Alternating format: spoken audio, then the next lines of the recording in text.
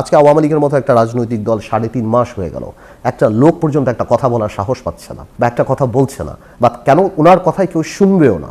So ওই জায়গাটাই আওয়ামী লীগের নষ্ট হয়ে গেছে।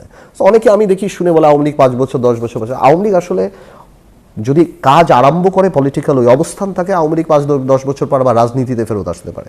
কিন্তু এরকম যদি চলতে থাকে, আওয়ামী লীগ যদি অনুশোচনা না থেকে রিভেঞ্জফুল পলিটিক্স, প্রতিশোধমূলক এই মানসিকতা থাকে, তা আমার মনে হয় আওয়ামী লীগের রাজনীতিতে ফিরে আসা অনেক মুশকিল হয়ে যাবে।